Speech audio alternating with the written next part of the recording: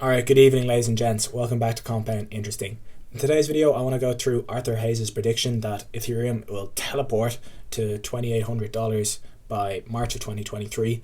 I've also done similar calculations myself and arrived at a similar figure. So about $3,000 within 6 months, which is like a nice 50% increase over that period.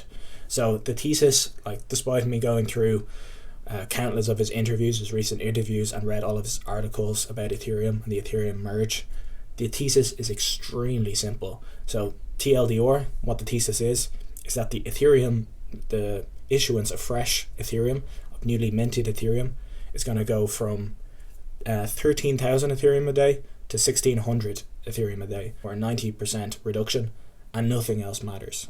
So this 90% reduction in the inflation of Ethereum is happening because of the merge. So in a proof of work, you need to reward a lot more Ethereum than in a proof of stake model.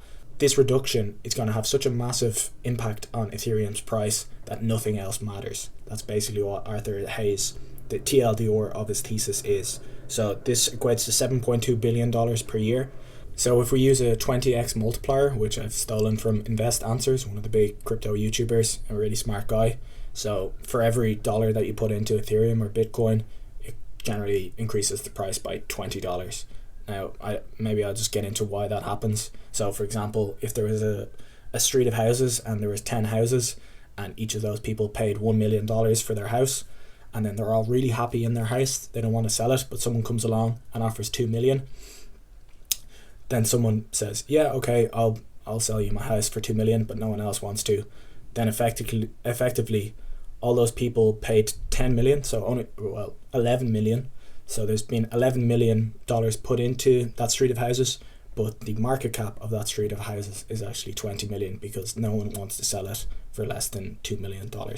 So that's a bit of a crude explanation of why there's a 20x multiplier in crypto. It's actually much more significant than real estate, but this also obviously happens to the downside as well. So this 90% reduction reduced the selling pressure because the miners are getting this Ethereum and then they have to sell it then to pay for their electricity costs. So this $7.2 billion of selling pressure per year multiplied by 20, as we discussed, equals $144 billion.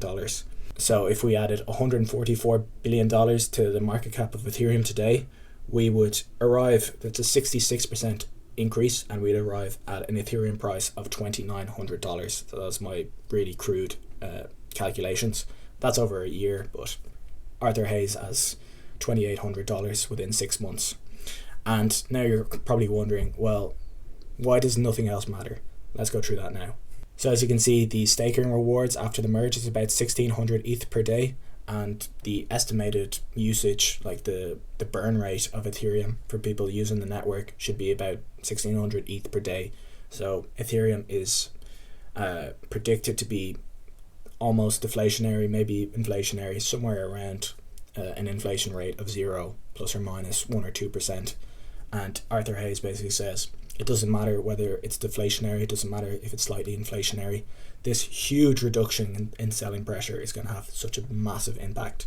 So even if the Ethereum network is used way less than it currently is, so that's kind of assuming current usage statistics, because for every transaction on Ethereum, a small amount of Ethereum is burned in that transaction. So Arthur Hayes says even if the network usage drops by 50, 80, 90%, the effect is so minuscule in comparison to the reduction in selling pressure from the transition to proof of work to proof of stake. That reduction is way bigger than any potential reduction in network usage on the Ethereum network. So maybe in that scenario, the price of Ethereum doesn't go as high as if the network usage remained constant over the next year, but even still, it's not as big an impact as this selling pressure reduction. So essentially the trade would be to buy as much Ethereum as you can right now and then sell it in 6 months, 3 months, a year's time when this effect has come to pass.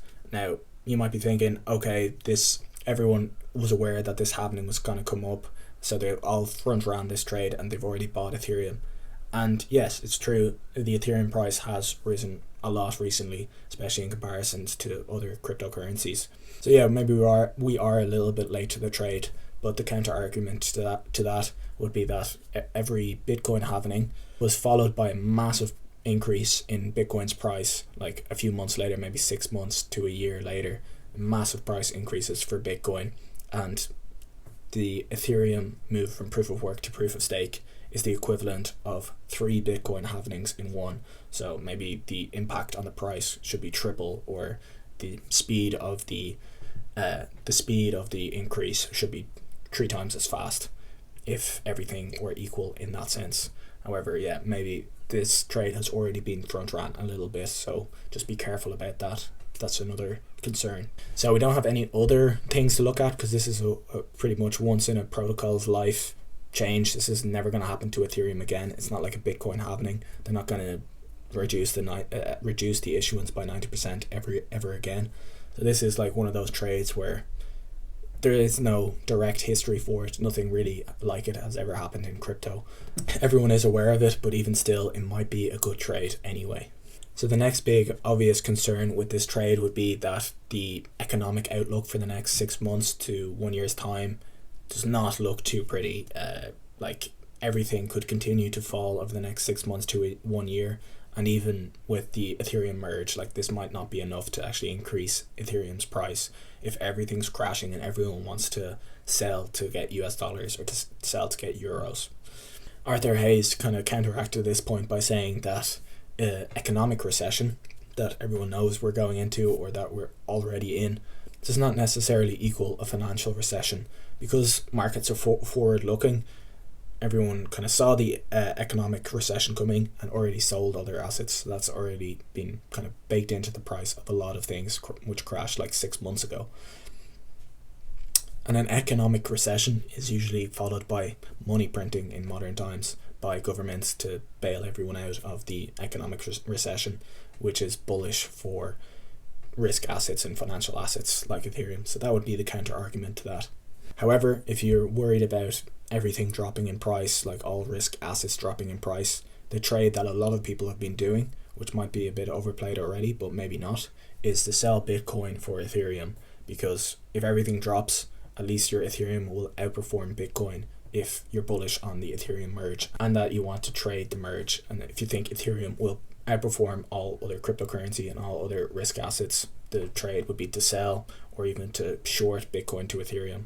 Even if everything is dropping, the idea would be that Ethereum will drop slower than Bitcoin, so you'll do better by holding Ethereum rather than Bitcoin in this scenario, if this plays out, if this trade or isn't already overplayed. Because as you can see, Ethereum has been outperforming Bitcoin quite a lot in the last couple of months because people were aware of this merge coming up. So I'm filming this the day before the merge, so hopefully this video isn't completely useless and the merge has gone through successfully. And have I bet on this trade? Yes, I put a medium-sized bet, bought a decent small to medium-sized chunk of Ethereum. And I don't really usually swing trade, but I think this is a pretty good setup that don't come along very often for a medium-term swing trade. I usually just long-term invest. But I have put a medium-size swing trade for the next 6 months, where I've bought Ethereum right now, probably at quite a high price. But hopefully the Ethereum merge does have the positive impact that I'm looking for, and I can sell it for 30 to 40% more in 6 months' time. So I'd probably take profits around $2,500 myself. But obviously the major risk is that this video is completely pointless, that the Ethereum merge has been delayed or it didn't go through correctly and Ethereum has crashed in price, which probably would be a really good buying opportunity when the merge actually does finally come through properly. If the merge is unsuccessful, Arthur Hayes predicts that the maximum price drop should be around $1,100 to $1,200 for Ethereum. So that would be kind of the buying area that you could be looking at. But I think there's a low probability of failure, as Vitalik has seemed very preoccupied in other aspects of the Ethereum network, like ENS. He's been writing articles about that.